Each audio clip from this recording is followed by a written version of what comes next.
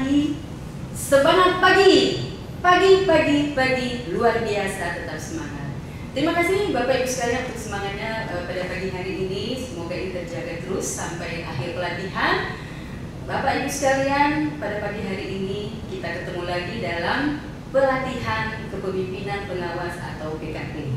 Nah, pada kesempatan ini saya diberi kesempatan untuk memberikan materi tentang agenda 3, yaitu pengendalian pekerjaan, lebih khususnya pada mata diklat pelayanan publik digital. Seperti apa itu? Baiklah Bapak Ibu sekalian, tentunya kata orang tidak kenal maka tak sayang. Perkenalkan saya Widiawati Walandari, saya adalah Widya Iswara di Balai Besar Pelatihan Kesehatan Jakarta.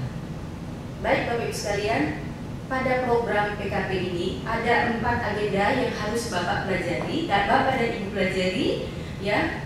Pertama adalah agenda kepemimpinan Pancasila dan bela negara, dan kedua adalah agenda kepemimpinan pelayanan, dan ketiga adalah agenda pengendalian pekerjaan yang nanti kita akan bahas pada pokok bahasan ini, dan aktualisasi kepemimpinan.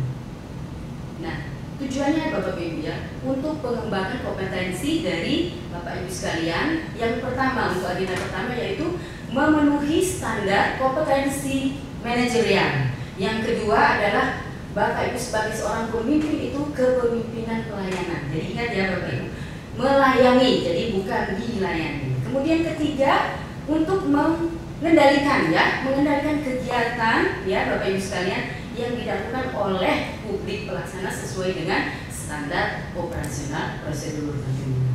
Ya, Bapak Ibu sekalian, kita masuk pada agenda pengendalian pekerjaan.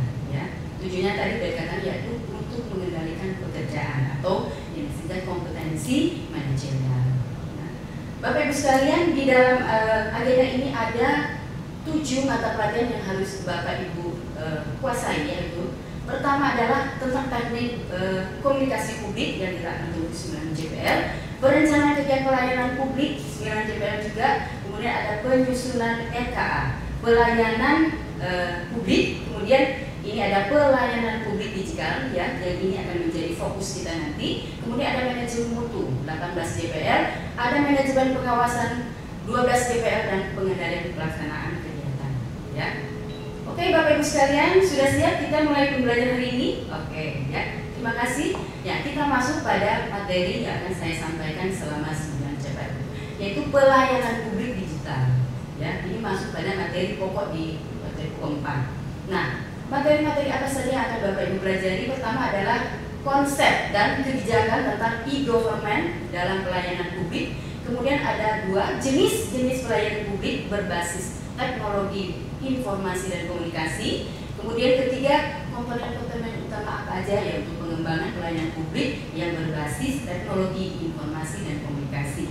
Kemudian keempat, tantangan atau implementasi pelayanan dari pelayanan publik digital. Nah, tentunya Bapak Ibu sekalian, setelah Bapak dan Ibu mempelajari ini tentu ada hasil yang ingin dicapai ya. Jadi hasil belajarnya nanti Bapak Ibu mampu ya menjelaskan tentang konsep dan mempraktekkan pelayanan publik digital.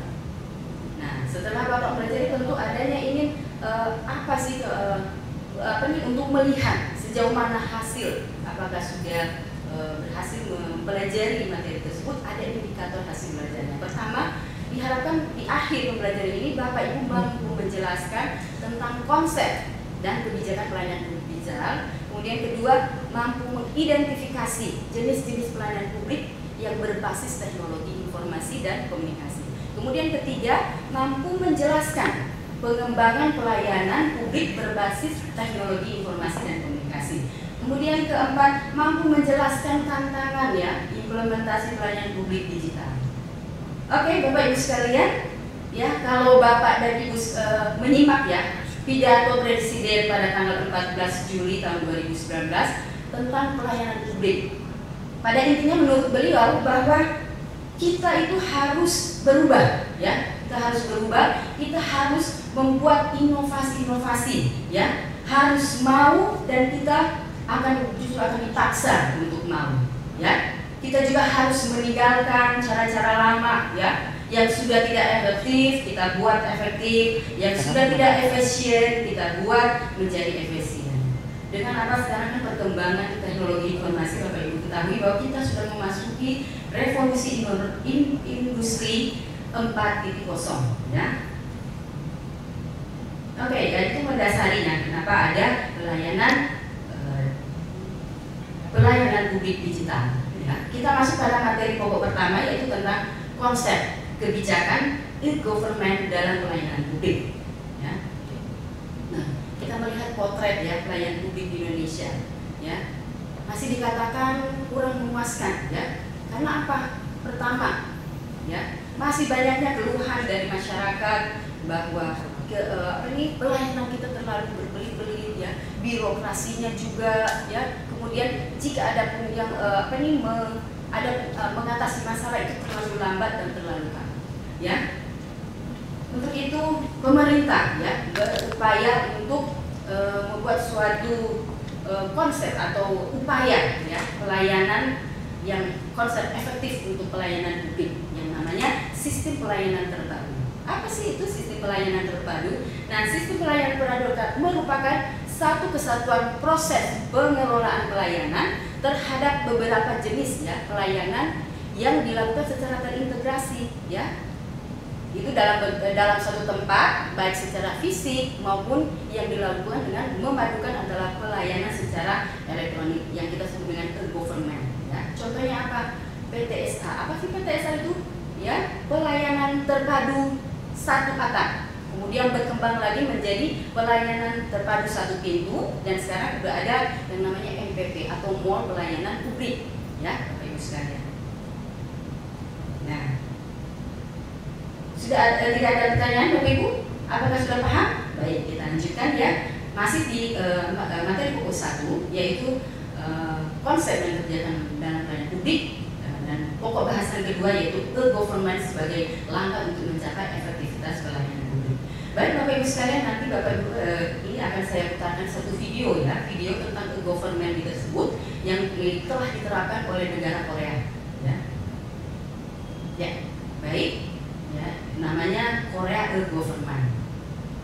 Nah, Bapak Ibu sekalian, setelah Bapak dan Ibu menyaksikan video tersebut, ya, di situ dapat dilihat bahwa penerapan e-government itu bagi penyelenggaraan bukan lagi suatu pilihan, namun keharusan ya Bapak Ibu. Karena sekarang kan perkembangan teknologi sudah maju. Kalau kita tidak mau maju, kita akan ketinggalan dengan negara-negara, atau tidak berubah, kita akan ketinggalan. Ya, karena e-government itu untuk apa? Meningkatkan efisiensi, kenyamanan serta aksesibilitas yang lebih baik tentunya dari pelayanan publik ya. Nah, untuk menunjang pelaksanaan tersebut tentunya pemerintah serius ya, harus serius untuk melakukannya, yaitu dengan adanya kebijakan ya, mengeluarkan kebijakan terkait dengan pelayanan publik digital. Sebenarnya ini sudah lama ya, dimulai dari tahun 1945 itu di Undang-Undang Dasar 45 Pasal 28F ya, dan ada juga Impres nomor 3 tahun 2003, dan yang terakhir itu adalah PP nomor 95 tahun 2018 ya, tentang sistem pemerintah berbasis elektronik atau disingkat SPD. Nah, untuk pelaksanaan tersebut tentu Bapak Ibu sekalian ya, Bapak dan Ibu harus mengenal apa sih jenis-jenis pelayanan publik berbasis teknologi informasi dan komunikasi tersebut ya. Ada dua ya yang melatar ya, harus dilihat ya, dua aspek. Yang pertama dari segi kompleksitas seberapa rumit ya aplikasi e-government ini yang kita akan terapkan. Kemudian bagaimana manfaatnya ya, besarnya manfaat yang dirasakan. Nah, itu dibagi menjadi 3 jenis ya. Ada 3 jenis pelayanan publik berbasis TK, yaitu pertama publikasi, interaksi, dan transaksi. Nah, di publikasi ini yaitu ya, ini yang paling sederhana ya, government paling sederhana karena dia tidak melibatkan sumber daya yang banyak.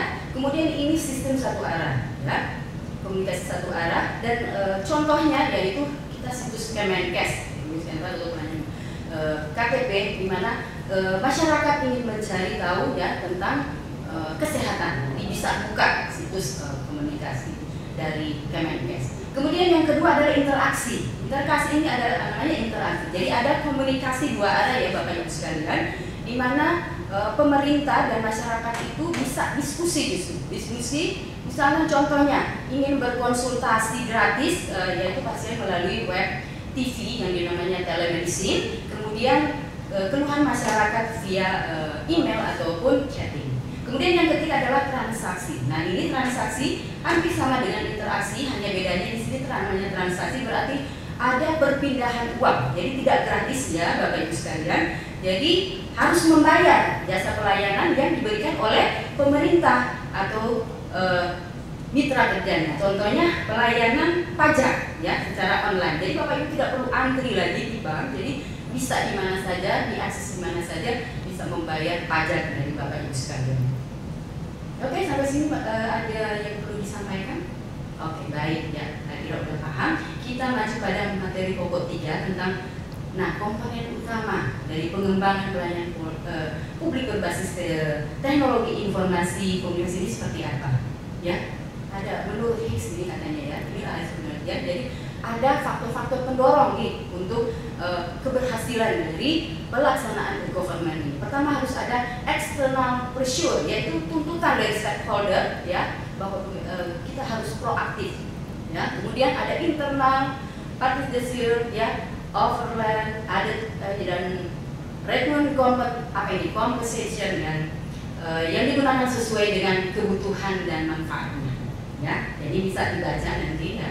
Oke, kemudian ada lagi elemen apa? Selain tadi faktor pendorong, ada elemen yang untuk kesuksesan atau keberhasilan dari pelaksanaan digitalisasi ini. Pertama adalah support ya. Support yaitu kesepakatan ya. Contohnya kesepakatan para pemimpin mulai dari level atas sampai level bawah. Kemudian ada capacity ya. Bagaimana kapasitas itu ya? Jadi ketersediaan ya, infrastruktur teknologi informasi itu seperti apa? Ya, kemudian ada value atau manfaat ya. Apakah memang benar-benar ini memberikan manfaat ya yang signifikan tentunya agar supaya ini tidak sia-sia. Maksudnya udah mengeluarkan banyak uang tetapi manfaatnya kurang ya. Jadi itu dua hal yang harus diperhatikan oleh itu yang pertama tadi, dan yang kedua ini adalah dalam sukses. Nah, kita masuk pada materi pokok 4. Ya, Bapak Ibu sekalian, semoga tetap semangat ya mengikuti ini. Ya, kita masuk untuk pelaksanaan dari pelayanan publik digital ini tentu ada tantangannya ya. Pelaksanaannya yaitu pertama ya, penerapan konsep di digital ini secara langsung maupun tidak langsung itu sangat berdampak ya pada jenis atau mode government yang akan kita terapkan ya. Dilihat dari kebutuhan prioritasnya seperti apa, kemudian ketersediaan sumber daya ya. Jadi masalah-masalah pelayanan publik adalah masalah bersama ya Bapak Ibu sekalian, bukan hanya pemerintah tetapi juga dengan stakeholder atau dengan masyarakat, juga swasta dan lain-lain. Nah, tantangan-tantangan apa itu?